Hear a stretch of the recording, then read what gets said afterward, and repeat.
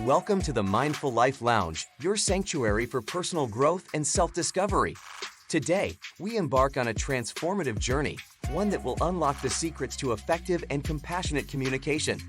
In this comprehensive video, we'll dive deep into 20 expert strategies, exploring how to apply them and why they are the keys to building stronger relationships and understanding others better. Strategy number 1, active listening. Our first strategy is the art of active listening.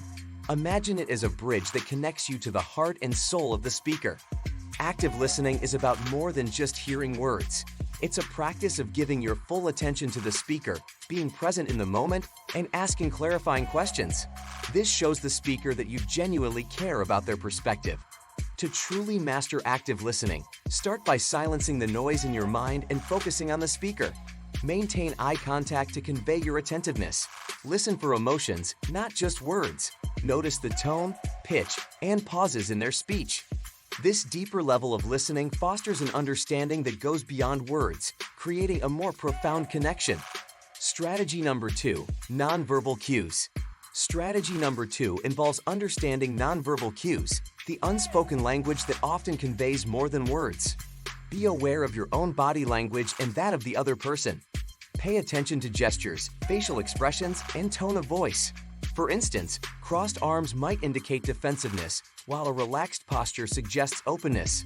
Understanding nonverbal cues allows you to read between the lines and grasp the deeper emotions and intentions in a conversation. Try mirroring the other person's body language subtly. This can create rapport and help the other person feel more comfortable. Also, practice active listening with your body. Nod when you understand, maintain eye contact, and use encouraging gestures to convey your engagement. Strategy number 3, empathetic responses. Strategy number 3 is responding with empathy, a true cornerstone of compassionate communication. When someone shares their thoughts or feelings, respond with empathy. Acknowledge their emotions and demonstrate that you care. For example, say, "I can see this situation is very important to you, and it makes sense that you'd feel that way." This validation lets the speaker know that their feelings are heard and respected. Empathy is a skill that can be cultivated. Try putting yourself in someone else's shoes to understand their point of view. It's about feeling with the other person, not just for them. As you develop your empathy, your responses will become more sincere and comforting. Strategy number 4, avoid assumptions. The fourth strategy emphasizes the importance of avoiding assumptions. Refrain from making assumptions about what the other person is thinking or feeling. Instead, ask open-ended questions for clarity.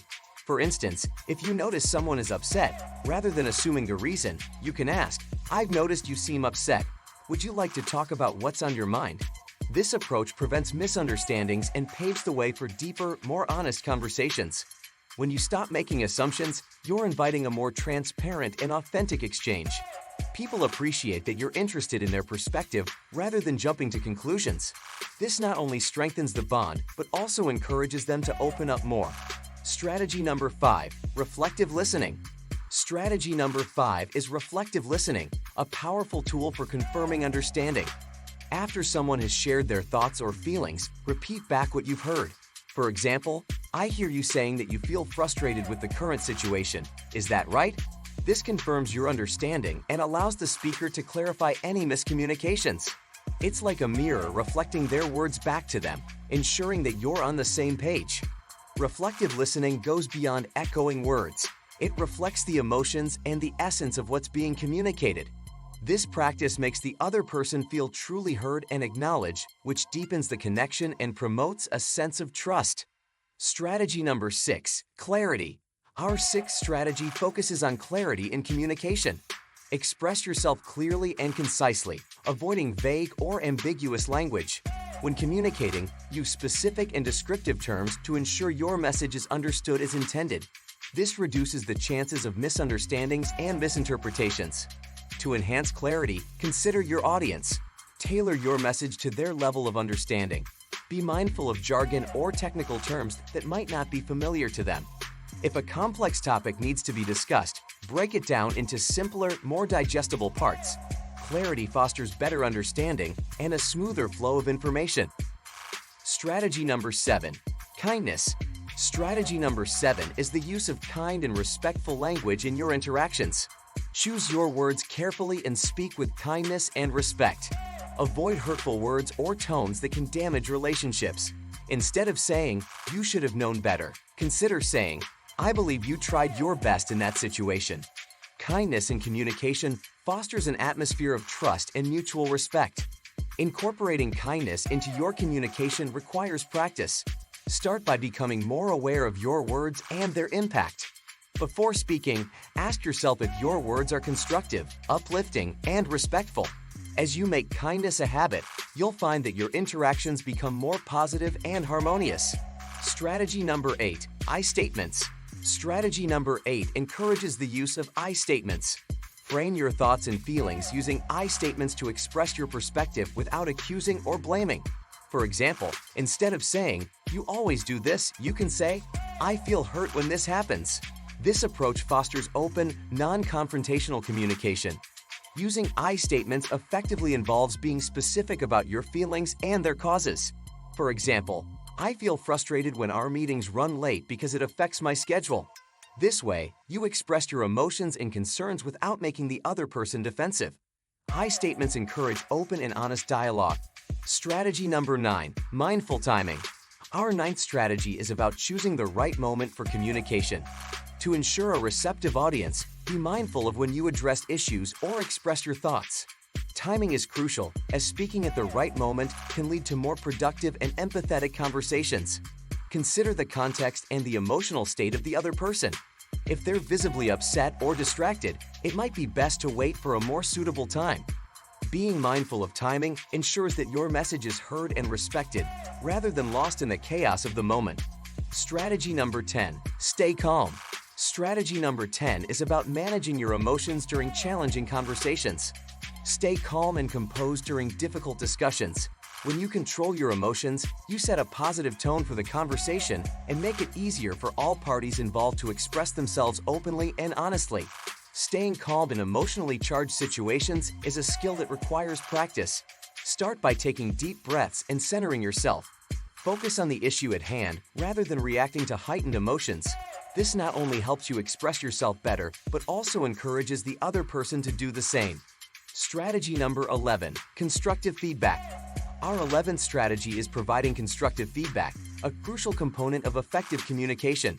When offering feedback, be specific, offer solutions, and focus on the behavior rather than the person's character. For instance, instead of saying, "You're always disorganized," you can say, "I've noticed that sometimes our work could benefit from more organization. How can we improve this together?" This approach encourages growth, self-awareness, and positive change. Constructive feedback creates an environment where individuals are more likely to take responsibility for their actions and work towards improvement. It shows that you care about their development rather than criticizing them personally. Strategy number 12, conflict resolution. Strategy number 12 is all about conflict resolution, the art of resolving disagreements harmoniously. Address conflicts promptly and collaboratively. Instead of escalating disputes, aim for win-win solutions that consider the needs and views of all parties involved.